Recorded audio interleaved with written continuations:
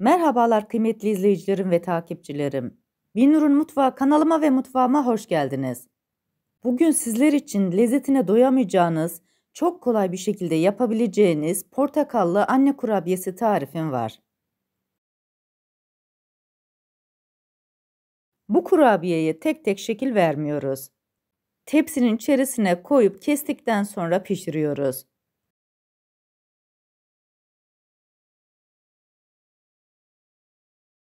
Sizleri daha fazla bekletmeden bu leziz kurabiyenin tarifine geçiyorum. Herkese iyi seyirler. Hamurumuzu yoğurmakla başlıyoruz. Yoğurma kabının içerisine 1,5 su bardağı şekeri ekliyorum. Tarifimde 2 adet yumurta kullandım. Yumurtanın bir tanesinin sarısını alıyorum, diğerlerini hamurun içerisine koyuyorum.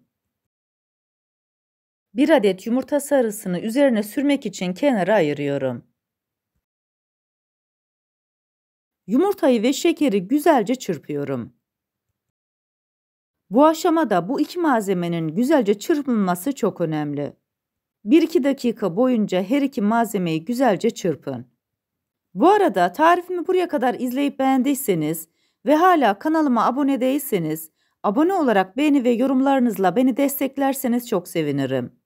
Yumurtayı ve şekeri güzelce çırptık. Kıvamı da oldukça güzel oldu. Yoğurma kabının içerisine 1 çay bardağı sıvı yağ, 1 çay bardağı yoğurdu ekliyoruz. Fakat yoğurdun iyice çırpılması gerekiyor. Güzelce çırpmış olduğumuz yoğurdu da ekledikten sonra bütün malzemeleri tekrar karıştırıyoruz.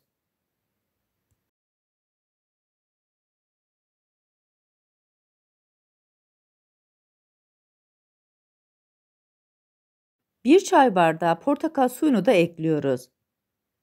Bu portakal suyu hem lezzet katıyor hem de çok güzel koku veriyor. Bunu da karıştırdıktan sonra azar azar unumuzu ekliyoruz. Bu tarifimde 6 su bardağı un kullandım. Oldukça yumuşak, ele yapışan bir hamur elde edeceğiz. O yüzden sizler de ununuzu eklerken yavaş yavaş kontrollü bir şekilde ekleyin.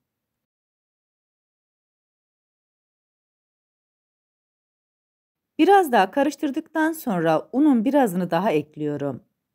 Hamurun kıvamına bakacağım, ona göre un koyup koymamaya karar vereceğim. Daha sonra içerisine 1 çay kaşığı karbonat, 1 paket vanilya, 1 paket kabartma tozu, renginin ve lezzetinin daha güzel olması için 1 çay kaşığı zerdeçal ekliyorum. Bu malzemeleri de tekrar spatula ile karıştırıyorum. Hamur ağırlaşmaya başladıktan sonra spatulayı hamurun içerisinden çıkartıyorum. Bu aşamadan sonra elimle yoğuracağım.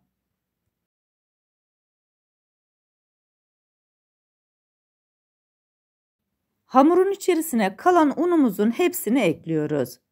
Yani toplamda 6 su bardağı un kullandım. Kullandığım su bardağı ölçüsü 200 ml. Hamuru güzelce yoğurdum. Kıvamının tam olarak böyle olması gerekiyor. İçerisine 1 adet portakalın sadece turuncu kısımlarını rendeliyorum. Eğer portakalın beyaz kısımlarını rendelerseniz kurabiyelerinizde acılık olur. Sizler de rendeleme esnasında buna özen gösterin. Bu arada tarifimi buraya kadar izleyip beğendiyseniz sosyal medya hesaplarınızdan arkadaşlarınızla paylaşarak bana destek olursanız çok sevinirim. Ayrıca kanalımda birbirinden güzel diğer tariflerim var. Onlara da göz atmayı sakın unutmayın. Portakal kabuğunu da rendeledikten sonra hamuru tekrar yoğuruyorum.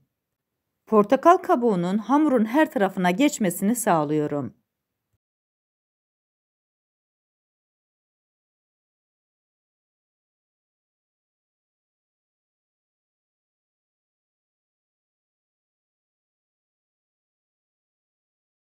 Oldukça yumuşak, ele yapışan bir hamur elde ettik.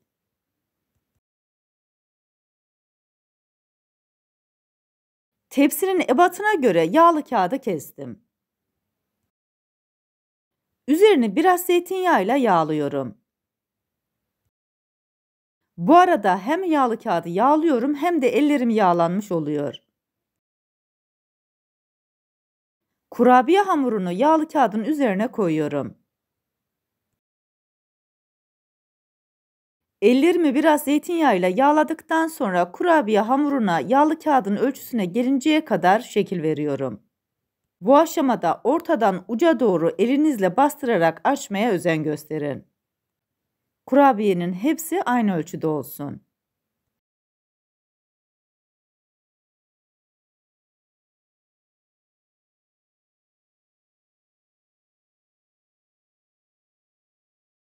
Hamuru tepsinin ebatına göre açtım. Yağlı kağıtla birlikte kurabiye hamurunu tepsinin içerisine yerleştiriyorum. Burada tekrar elimle biraz daha açıyorum.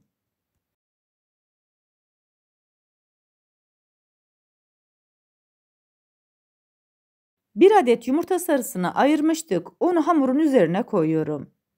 Elimle patlatarak hamurun her tarafına yumurta sarısının geçmesini sağlıyorum. İsterseniz bu şekilde bütün olarak fırınınıza koyabilirsiniz. Ya da benim yaptığım gibi hamur kesme aparatıyla hamurunuza istediğiniz şekli verebilirsiniz. Bu tamamen sizin göz zevkinize kalmış.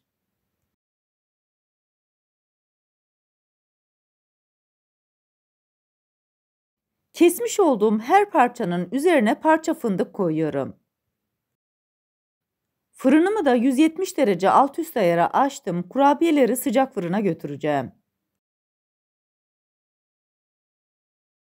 Artık kurabiyelerimiz fırına girmek için hazır. 20 dakika boyunca 170 derecelik fırınımızda kontrollü bir şekilde pişirdik. Fırından çıkartır çıkartmaz ilk sıcağının çıkmasını bekliyoruz. Kurabiyelerimiz yeterince soğudu. Servis tahtasının üzerine alıyoruz. Tarifimdeki tüm püf noktaları detaylı bir şekilde sizlere anlatmaya çalıştım. Ancak yine de aklınıza takılan bir kısım olursa bana yorumlardan yazabilirsiniz. Oradan da elimden geldiğince sizlere dönmeye çalışırım. Sizlere bir de bu leziz kurabiyelerin iç dokusunu göstermek istiyorum. Çocukluğunuzda yediğiniz kurabiyeleri andıracak harika lezzetiyle anne kurabiyelerimiz hazır. Bu leziz ve güzel kurabiyeleri yapıp deneyecek olan herkese şimdiden afiyet olsun. Bir tarifimizin daha sonuna geldik. Videomu izlediğiniz için teşekkür ederim. Bana destek olmak için tarifimi beğendiyseniz beğenmeyi, abone değilseniz abone olmayı, yeni tariflerimi izlemek için bildirim zilini açmayı, tariflerimi sevdiklerinizle paylaşmayı unutmayın. Her şeyin gönlünüzce olması dileğiyle, hoşça kalın, afiyetle kalın, Allah'a emanet olun.